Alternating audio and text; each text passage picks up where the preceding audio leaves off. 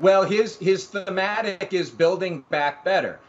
He says if we're going to get the country back, we have to invest in the country. You're going to have to raise taxes to do that. You're going to have to be fair and equitable in how you do that. And that is going to be an adjustment on what Donald Trump has done. It's also going to take investment in infrastructure. It's going to take investment in the clean economy. This is going to be the most incredible 2 years in Washington, presuming Biden wins and presuming the Senate goes Democratic, which it should if Biden wins. There's going to be more action in Washington since the Great Society programs were passed in the 1960s. Steve, it is still an if, though, at this stage. And I mean, there's a long way to go in some ways. I mean, with elections, we could say, different than normal times in calendar speak. And the one thing I have an issue with is on this tax promise, right? Because, sure, you may say it's easier to get by talking about raising taxes on the wealthy on an individual basis, but it's the corporate tax element that has spooked a lot of people, given the economic outlook right now for the United States. And I just wonder if he's going about things the wrong way by sticking to this promise to raise corporate taxes, which could be quite detrimental to growth.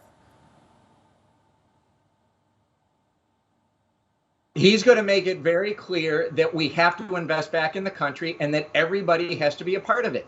And it is going to go beyond just tax policy. He's talking about the climate. He's talking about what he's going to do in the world, coming back to, Paris, coming back to the WHO, attacking the coronavirus. This is going to be a very aggressive administration with a very aggressive Congress, assuming Schumer is the Senate Majority Leader and Pelosi is the Speaker of the House. So I don't think it's a mistake, to be honest, and to say, look, the country's in a mess. It's in the worst shape it's ever been. You heard Barack Obama say that. You heard Michelle Obama say that. You heard Bill Clinton say that. You heard everybody say that. You heard Steph Curry, right, the NBA MVP, say that. And so it isn't a mistake to go hard and aggressive and be honest, because that's what the American public wants right now.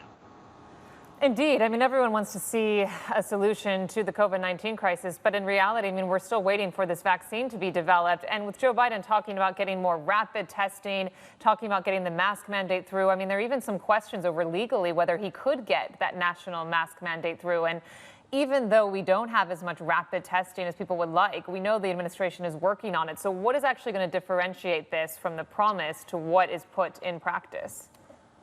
Well, okay, look, this election right now is a referendum on Donald Trump. It is a referendum on how he has handled the coronavirus, and he is losing. His approval rating is about 42%, the last one that just came out. He can't win if it's 42%. So it's not going to be a choice right now between Biden and Trump. It's going to be, did Trump do a good job? Right now, the answer is no. Now, if Operation Warp Speed succeeds, if there is a real advance in a vaccine between now and Election Day, that could change. But right now, people aren't going to go look at Joe Biden's plans in particular, other than the fact that he has one. And there isn't a national plan right now that the Trump administration has put forward, and since the coronavirus hit in January.